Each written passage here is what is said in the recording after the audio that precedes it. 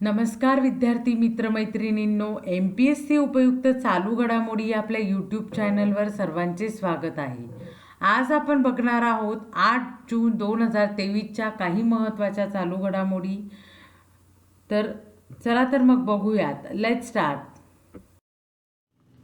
आजची पहिली बातमी बघूयात. भारत आणि न्यूझीलंड यांच्यातील पहिली संयुक्त गोलमेज बैठक नवी दिल्ली येथे आयोजित करण्यात आली होती.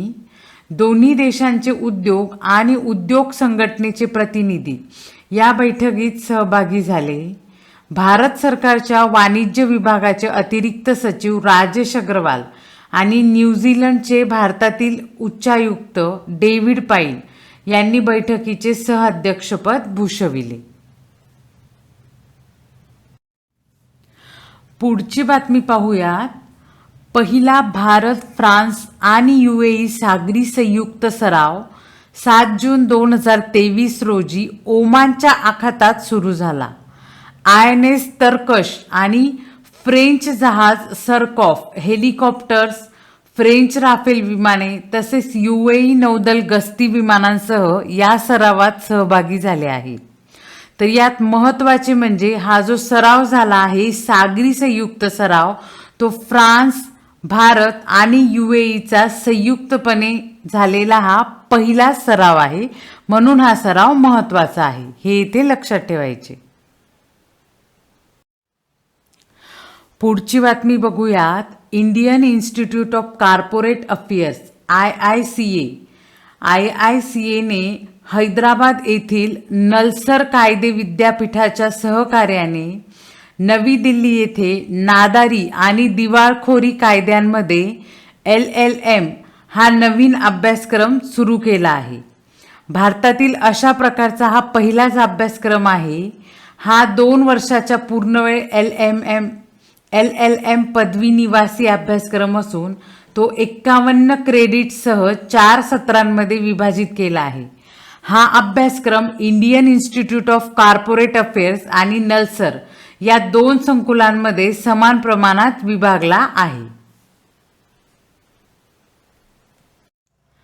पुढची बातमी बघूयात. मज्जासंस्थेचे विकार, कर्करोग आणि अपस्मार आदींसाठी निर्यात दर्जाची औषधे निर्माण करण्याची क्षमता असलेला CSIR council of scientific and industrial research IIIM Indian institute of integrative medicine जम्मूचा अफू संशोधन प्रकल्प हा भारतातील अशा प्रकारचा पहिला प्रकल्प असल्याचे केंद्रीय राज्यमंत्री विज्ञान आणि तंत्रज्ञान डॉक्टर जितेंद्र सिंह यांनी म्हटले आहे. तर या बातमीमध्ये काय महत्त्वाचे आहे, तर जो जम्मूचा अफू संशोधन प्रकल्प आहे, त्या अफू संशोधन प्रकल्पात मज्जासंस्थेचा विकार, कर्करोग म्हणजेच कॅन्सर, नंतर अपस्मार आदींवर जे निर्यात दर्जाच्या औषधे तयार करण्याची क्षमता असलेला हा पहिलाच आहे, असे डॉक्टर जितेंद्र सिंह यांनी सांगितले आहे, हे ते लक्षात ठेवायचे. पुढची बातमी बघूयात. मूळ भारतीय शास्त्रज्ञ जॉयता गुप्ता यांना स्पिनोझा पुरस्कार देऊन गौरविण्यात आले आहे. स्पिनोझा पुरस्कार हा डच नोबेल पुरस्कार म्हणून ओळखला जातो. न्यायसंगत आणि शाश्वत विकासात त्यांनी केलेल्या कार्याबद्दल त्यांना हा पुरस्कार प्रदान करण्यात आला आहे. तर आता या स्लाइडमध्ये काय महत्त्वाचे आहे, तर स्पिनोझा पुरस्कार हा डच सरकारतर्फे देण्यात येणारा पुरस्कार आहे, ज्याला डच नोबेल पुरस्कार म्हणून ओळखले जाते. जो मिळालेला आहे मूळ भारतीय असलेले शास्त्रज्ञ जॉयता गुप्ता त्यांना हा मिळालेला आहे न्यायसंगत आणि शाश्वत विकासात केलेल्या कार्याबाबत. आता बघूयात पुढची बातमी. मर्सर कॉस्ट ऑफ लिव्हिंग सर्वे 2023. तर काय आहे ही मर्सर कॉस्ट ऑफ लिव्हिंग सर्वे 2023? तर कॉस्ट ऑफ लिव्हिंग की राहण्यासाठी लागणारा खर्च याबाबत केलेला हा सर्वे आहे की कुठले शहर राहण्यासाठी महाग आहे किंवा स्वस्त आहे. चला तर मग बघूया हा सर्वे, मर्सर कॉस्ट ऑफ लिव्हिंग सर्वे. यानुसार भारतात भाडे तत्वावर राहण्यासाठी मुंबई सर्वात महागडं शहर आहे. त्यानंतर नवी दिल्ली या शहराचा क्रमांक आहे.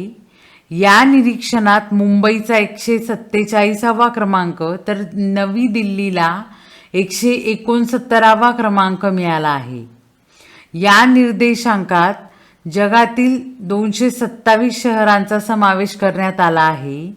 या निर्देशांकात जगातील सर्वात महागडे शहर हे हाँगकाँग आहे आणि दुसऱ्या क्रमांकाचे महागडे शहर आहे सिंगापूर. या निर्देशांकात वाहतूक, करमणूक, घरगुती सामान, जेवणासहित 200हून अधिक वस्तूंच्या किमतींच्या आधारे शहरांची क्रमवारी ठरवली जाते. तर या स्लाइडमध्ये महत्त्वाचे म्हणजे की भारतात भाडेतत्वावर राहण्यासाठी सर्वात महागडं शहर कुठलं आहे तर मुंबई आहे. तर मुंबईला आपल्याला जर भाड्याने राहायचं तर सर्वात जास्त खर्च येणार आहे. त्यानंतर दुसऱ्या क्रमांकावर आहे दिल्ली. मुंबईचा क्रमांक आहे 147वा ओव्हरऑल रँकिंगमध्ये आणि दिल्ली आहे 169वा.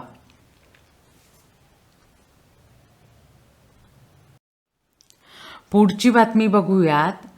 डियाजिओ या जगातील सर्वात मोठ्या स्पिरिट कंपनीचे मुख्य कार्यकारी अधिकारी इवान मॅन्युअल मेनेसेस यांचे 64व्या वर्षी निधन झाले.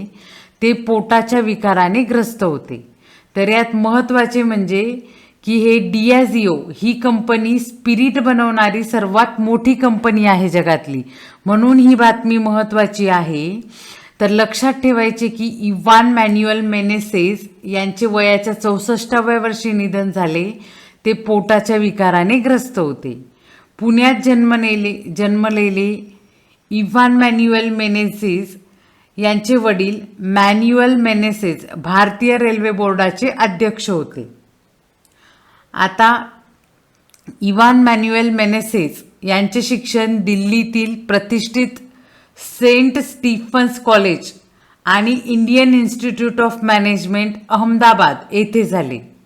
त्यांना राजे तृतीय चार्ल्स यांनी जानेवारी 2023मध्ये व्यापार सन्मान सूची अंतर्गत नाईट ही पदवी प्रदान केली होती. तर व्यक्तिविशेषमध्ये यांच्यावर प्रश्न येऊ शकतो, तर हे लक्षात ठेवायचे. पुढची बातमी बघूयात. दूरदर्शनच्या पहिल्या इंग्रजी वृत्तनिवेदिकांपैकी, आता वृत्तनिवेदक काय तर न्यूज अँकर्सपैकी एक असलेल्या गीतांजली अय्यर यांचे 7 जून 2023 रोजी निधन झाले. गीतांजली अय्यर यांनी 30 वर्षांहून अधिक काळ दूरदर्शनवर वृत्तनिवेदन केले आहे. त्या 76 वर्षाच्या होत्या. 1971 साली त्या दूरदर्शनशी जोडल्या गेल्या. त्यांच्या 3 दशकांच्या कारकिर्दीत त्यांना 4 वेळा सर्वोत्कृष्ट अँकरचा पुरस्कार मिळाला. 1989 वर्षी त्यांना प्रियदर्शिनी इंदिरा गांधी पुरस्कार मिळाला होता. पुढची बातमी बघूयात. गिर्यारोहक एन मुथामिज सेल्वी एव्हरेस्ट शिखर सर करणाऱ्या तामिळनाडूच्या पहिल्या महिला ठरल्या आहेत. तामिळनाडूचे क्रीडा विकास आणि युवक कल्याण मंत्री उदयनिधी स्टॅलिन यांनी त्यांचा गौरव केला. आता या स्लाइडमध्ये महत्त्वाचे म्हणजे तामिळनाडूच्या गिर्यारोहक असलेल्या मुथामिज सेल्वी यांनी एव्हरेस्ट शिखर सर केले आहे. तर असे करणाऱ्या त्या पहिल्या महिला आहेत तामिळनाडूच्या, हे इथे लक्षात ठेवायचे. मुथामिज सेल्वी. पुढची बातमी बघूयात. टाटा समूहाने 26.4 अब्ज ब्रँड मूल्य प्राप्त करून भारतातील सर्वात मौल्यवान ब्रँड म्हणून स्थान प्राप्त केले आहे.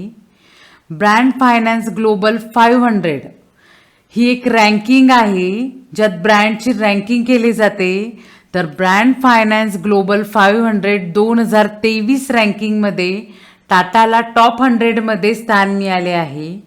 या दिग्गज भारतीय ब्रँडने 25 अब्ज डॉलरचा टप्पा ओलांडत महत्त्वाची कामगिरी करत पहिल्यांदाच हे स्थान मिळवले आहे.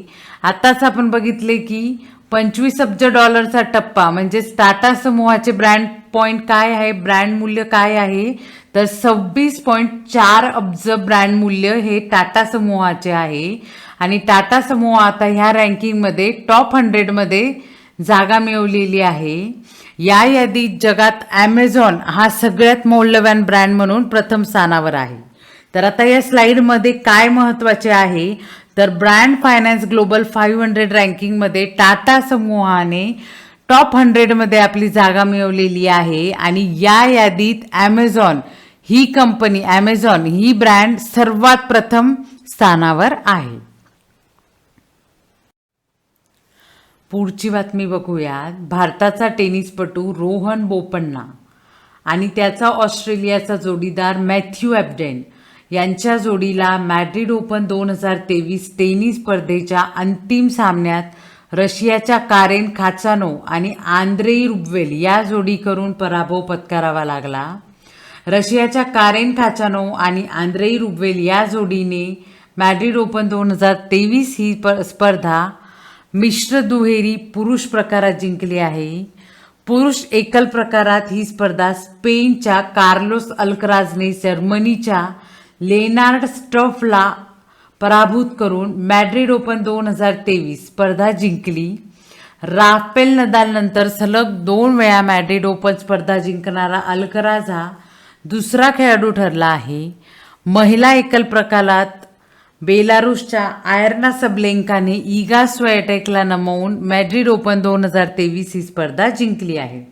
तर आता ह्या स्लाइडमध्ये काय महत्त्वाचे आहे तर पुरुष एकल प्रकारात मॅड्रिड ओपन 2023च्या पुरुष एकल प्रकारात 2023ची स्पर्धा कार्लोस अल्कराजने जिंकली आहे, जी सलग दुसऱ्यांदा त्याने जिंकली आहे आणि अशी कामगिरी करणारा तो दुसरा खेळाडू आहे.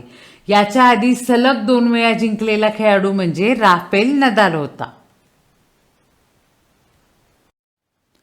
पुढची बातमी बघूयात. लेखिका के कस्तुरी लिखित Droupadi Murmu from tribal hinterlands to Raisina Hills या पुस्तकाचे नुकतेच प्रकाशन करण्यात आले आहे. तर यात महत्त्वाचे म्हणजे Draupadi Murmu from tribal hinterlands to Raisina Hills या पुस्तकाच्या लेखिका कोण आहेत तर त्या आहेत के कस्तुरी.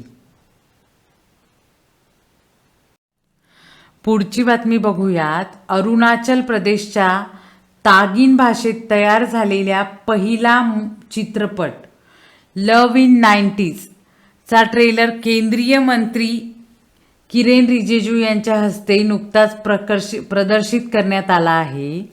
तर आता या स्लाइडमध्ये काय महत्त्वाचे आहे तर तागिन भाषेत तयार झालेला पहिला चित्रपट आहे. ही तागिन भाषा कुठली आहे तर अरुणाचल प्रदेशची आहे आणि चित्रपट कुठला आहे तर लव्ह इन 90s याचा ट्रेलर केंद्रीय मंत्री किरेन रिजिजू यांच्या हस्ते प्रदर्शित करण्यात आला. पुढची बातमी बघूयात. ॲसेंचर या आयरिश अमेरिकन माहिती तंत्रज्ञान क्षेत्रातील कंपनीला एव्हरेस्ट पीक मॅट्रिक्स सर्व्हिस प्रोव्हायडर हा पुरस्कार सलग 7व्या वर्षी मिळाला आहे. माहिती तंत्रज्ञान क्षेत्रात उत्तम कामगिरी करणाऱ्या कंपन्यांना हा पुरस्कार प्रदान करण्यात येतो. तर या स्लाइडमध्ये एकच गोष्ट महत्त्वाची आहे ती लक्षात ठेवायची की एव्हरेस्ट पीक मॅट्रिक्स सर्व्हिस प्रोव्हायडर हा पुरस्कार कशासाठी दिला जातो तर माहिती तंत्रज्ञान क्षेत्रात म्हणजेच IT क्षेत्रात उत्तम कामगिरी करणाऱ्या कंपन्यांना हा पुरस्कार दिला जातो. तर यावर्षी हा पुरस्कार मिळालेला आहे ॲसेंचर या कंपनीला, जो सलग 7 वेळा याच कंपनीला मिळालेला आहे. पुढची बातमी बघूयात. आता महाराष्ट्रात 29वी महानगरपालिका घोषित करण्यात आलेली आहे. तर याच्याबद्दल आपण बघणार आहोत. कुठली आहे ती नगरपालिका, महानगरपालिका तर जालना नगरपालिकेचे रूपांतर आता महानगरपालिकेत होणार असून तशी घोषणा करण्यात आली आहे आणि त्यामुळे आता जालना राज्यातील 29वी महानगरपालिका घोषित करण्यात आली. राज्य शासनाच्या वतीने जालना महानगरपालिकेची घोषणा करण्यात आली आहे. जालन्याची स्टील इंडस्ट्रीज म्हणून ओळख आहे तर मोसंबी उत्पादक जिल्हा म्हणून देखील जालना शहराची राज्यभरात ओळख आहे. तर लक्षात ठेवायचे की 29वी महानगरपालिका कुठली घोषित करण्यात आली आहे महाराष्ट्रातली, तर ती आहे जालना महानगरपालिका. आणि जालना का प्रसिद्ध आहे, तर स्टील इंडस्ट्रीज म्हणून जालना ओळखले जाते, तर मोसंबी उत्पादक जिल्हा म्हणून देखील जालना ओळखले जाते. इथे लक्षात ठेवायची. पुढची बातमी बघूया. तेलंगणा सरकारने देशातील पहिले रोबोटिक्स फ्रेमवर्क लॉन्च केले आहे. तेलंगणा राज्य रोबोटिक्स फ्रेमवर्क म्हणून ही योजना लॉन्च केली आहे. तर आता यात लक्षात ठेवायचे की रोबोटिक फ्रेमवर्क लॉन्च करणारे देशातील पहिले राज्य कुठले आहे, तर ते आहे तेलंगणा. पुढची बातमी बघूयात. आरोग्य आणि कुटुंब कल्याण मंत्रालयाच्या सक्षम शाश्वत आरोग्य व्यवस्थापनासाठी प्रगत ज्ञान, सक्षम stimulating advance knowledge for sustainable health management या शिक्षण व्यवस्थापन माहिती प्रणालीचा प्रारंभ करण्यात आला आहे. हा डिजिटल लर्निंग प्लॅटफॉर्म नवी दिल्लीच्या राष्ट्रीय आरोग्य आणि कुटुंब कल्याण संस्थेने विकसित केला आहे. सक्षम हा देशातील सर्व आरोग्य व्यावसायिकांना ऑनलाईन प्रशिक्षण आणि वैद्यकीय शिक्षण देण्यासाठी समर्पित आणि एकत्रित मंच आहे. हा डिजिटल शिक्षण मंच ग्रामीण आणि दुर्गम भागातल्या प्राथमिक आरोग्य केंद्रांमधील तसेच महानगरांमधील विशेष आरोग्य सेवा आणि कॉर्पोरेट रुग्णालयांमधील आरोग्य व्यावसायिकांची सर्वसमावेशक क्षमता निर्मिती सुनिश्चित करेल. पुढची बातमी बघूयात.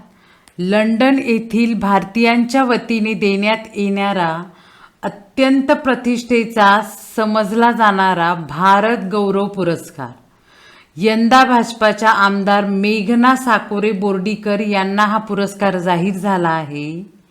ब्रिटनच्या संसदेत एका भव्य सोहळ्यात हा पुरस्कार मेघना बोर्डीकर यांना प्रदान करण्यात येणार आहे. विविध क्षेत्रात गौरवास्पद कामगिरी करणाऱ्या मान्यवरांना भारत गौरव पुरस्कार देण्यात येतो. दरम्यान मेघना साकोरे बोर्डीकर यांचे सामाजिक कार्य, विकासाप्रती बांधिलकी, कर्तव्यपूर्तीची भावना, पर्यावरणासाठी त्यांनी केलेले कार्य यामुळे देशाच्या सामाजिक आणि भौतिक विकासात त्यांनी भर घालण्याचे काम कळवत आयोजकांनी त्यांना ब्रिटिश संसदेत होणाऱ्या या पुरस्काराच्या वितरणासाठी सन्मानपूर्वक आमंत्रण दिले आहे. तर यात महत्त्वाचे म्हणजे यात लक्षात काय ठेवायचे, तर लंडनमधील भारतीयांतर्फे देण्यात येणारा हा पुरस्कार आहे, त्याला म्हटलं जातं भारत गौरव पुरस्कार. यंदाचा हा पुरस्कार कुणाला मिळाला आहे, तर भाजपाच्या आमदार मेघना साकोरे बोर्डीकर यांना हा पुरस्कार मिळालेला आहे. पुढची बातमी बघूया. गडचिरोली येथील मर्दिनटोला या भागात C-60 या पोलीस तुकडीच्या जवानांसोबत नक्षलवाद्यांशी झालेल्या चकमकीचे नेतृत्व करणारे पोलीस अधिकारी सोमय मुंडे यांना भारत सरकारद्वारे दिला जाणारा शौर्य पुरस्कार राष्ट्रपती द्रौपदी मुर्मू यांच्या हस्ते प्रदान करण्यात आला. तर मित्रांनो, ह्या होत्या आजच्या काही महत्त्वाच्या चालू घडामोडी. व्हिडिओ आवडल्यास प्लीज लाईक करा, शेअर करा, सबस्क्राईब करा. धन्यवाद.